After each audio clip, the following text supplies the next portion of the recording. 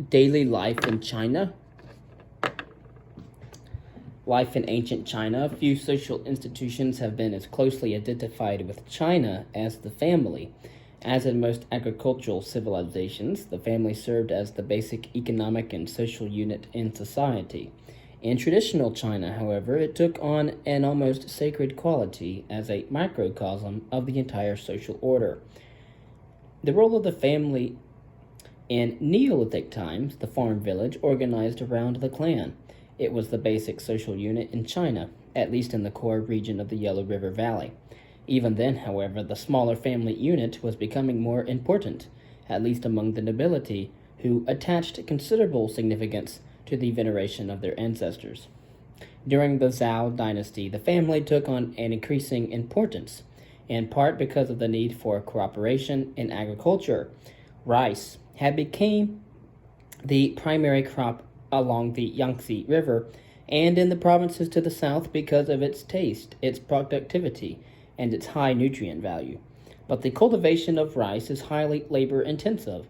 The seedlings must be planted in several inches of water in a nursery bed and then transferred individually to the paddy beds, which must be irrigated constantly. During the harvest, the stalks must be cut and the kernels carefully separated from the stalks and the husks. As a result, children and the labor they supplied were considered essential to the survival of the family, not only during their youthful years but also later when sons were expected to provide for their parents. Loyalty to family members came to be considered even more important than loyalty to the broader community or the state. Confucius commented that it is the mark of a civilized society that a son should protect his father even if the father has committed a crime against the community.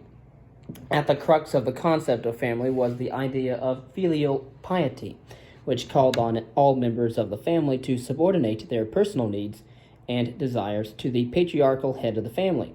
More broadly, it created a hierarchical system in which every family member had a place. All Chinese learned the 5 relationships that were the key to a proper social order. The son was subordinate to the father, the wife to her husband, the younger brother to the older brother, and all were subject to their king. The final relationship was the proper one between friend and friend. Only if all members of the family and the community as a whole behaved in a properly filial manner would society function effectively. A stable family system based on obedient and hard-working members can serve as a bulwark for an efficient government, but putting loyalty to the family and the clan over loyalty to the state can also present a threat to a centralizing monarch. For that reason, the Qin dynasty attempted to destroy the clan system in China and assert the primacy of the state.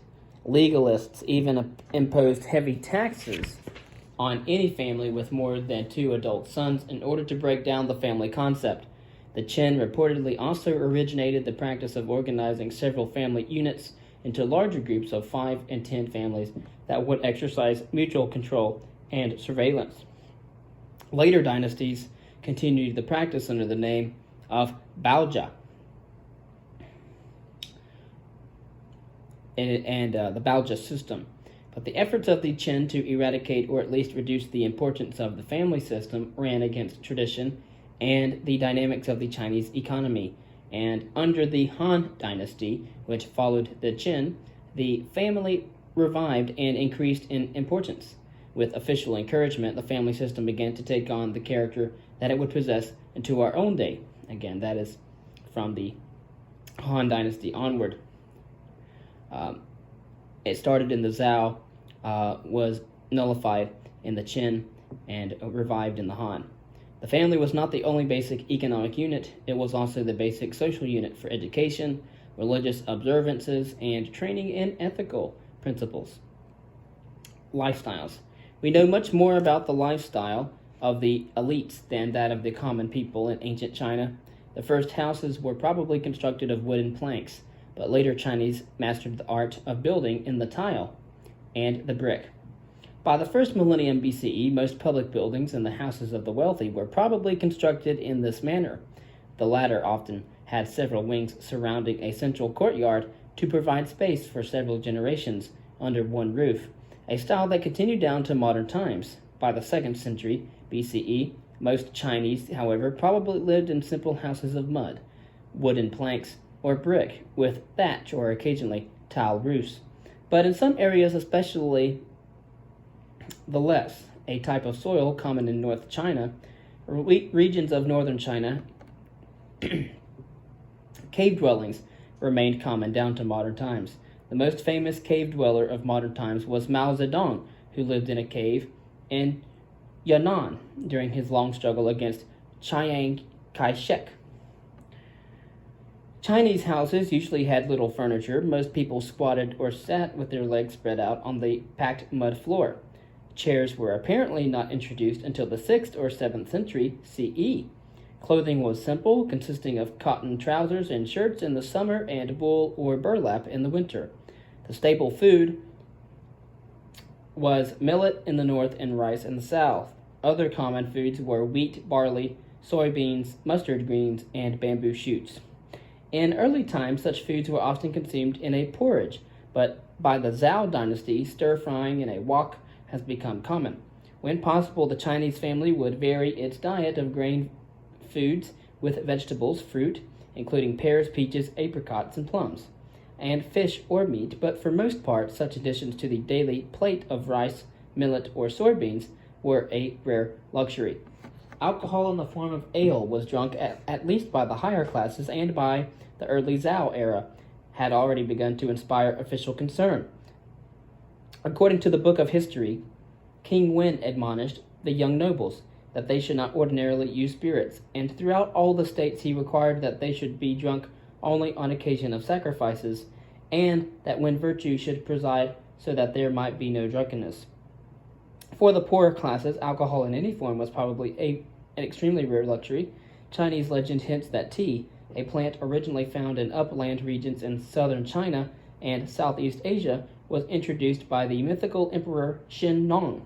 In fact, however, tea drinking did not become widespread in China until around 500 CE. By then, tea was lauded for its medicinal qualities and its capacity to soothe the spirit. Cities. With the rise to power of the Qin, cities began to take on the central importance they would hold through later Chinese history. Urban centers were divided into neighborhoods, perhaps a forerunner of the grid pattern assumed by imperial cities under later dynasties, as a means of facilitating control over the population. As mentioned earlier, landed aristocrats, many of them former opponents of the Qin, were forcibly resettled in the new capital of Xianyang, a pattern that we shall see repeated, notably in France and Japan in later centuries. Their villas and gardens aped the splendor of the imperial palace, which formed the centerpiece of the urban landscape. Under the Qin, as never before, cities became the cultural hub of Chinese society, although their residents made up only a tiny proportion of the total population. In the crowded streets, haughty nobles sought to avoid rubbing shoulders with commoners, while merchants, workers, wandering gangs, and prostitutes relentlessly imitated the mannerisms of the elite. As a poem of the times satirically noted, in the city, if they love to have their hair dressed up high, then everywhere else they dress their hair an inch higher. In the city, if they love to enlarge their eyebrows, then everywhere else they will make their eyebrows cover half their foreheads. In the city, if they love large sleeves, then everywhere they will use up whole bolts of silk. The humble estate. Women in ancient China.